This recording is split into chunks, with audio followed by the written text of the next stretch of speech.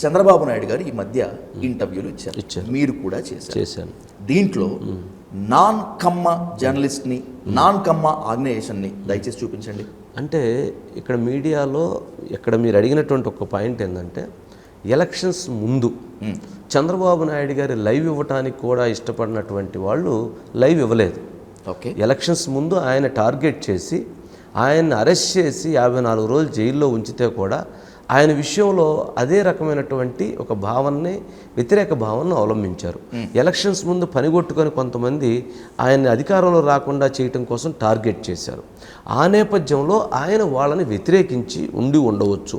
వ్యతిరేకించి ఉండటం అని అంటే వీళ్ళు ఎంత చేసినా వీళ్ళు ఇదే రకమైనటువంటి దీంట్లో ఉంటారు అనేటువంటి భావంతో వీళ్ళందరూ గతంలో మరి ఆయనతోటి దగ్గరగా ఉన్నవాళ్ళే.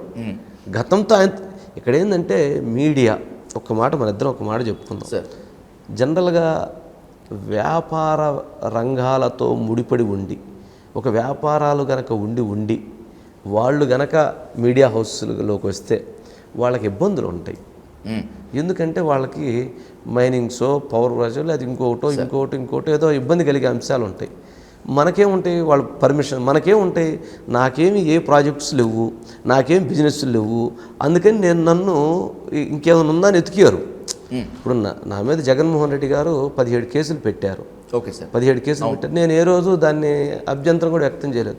ఆయన చేసి ఉండడం, లేకపోతే ఆయన కిందోళ్ళు చేస్తుంటారు, లేకపోతే కిందోళ్ళు చేస్తుంటారు, రకరకాలుగా ఉంటాయి. ఇవన్నీ మనం అనుకున్నటువంటి దానికి జరుగుతున్నటువంటి ఇంకో కోణం ఎక్కడో మధ్యలో తేడా ఉండింది. నీకు నాకు మధ్య స్నేహబంధం ఉంటే ఇంకో ఎవడో చెడగొట్టాలనేటువంటి ఒక ఆలోచన ఉండొచ్చు. ఒక పక్కన నుంచి వాడు ఏదో గిలుతూ ఉంటాడు, మనం కూడా అనుకునేటువంటి పరిస్థితులు ఉంటాయి. అందుకని ఏంటంటే పొలిటికల్ సిస్టంలో తొందరగా ఎవరైతే పక్కన చెప్పినటువంటి మాటలు కాకుండా వాస్తవాలను తెలుసుకుని ఎవరిస్తే అప్పుడు అది రాష్ట్రానికి మంచి జరిగింది.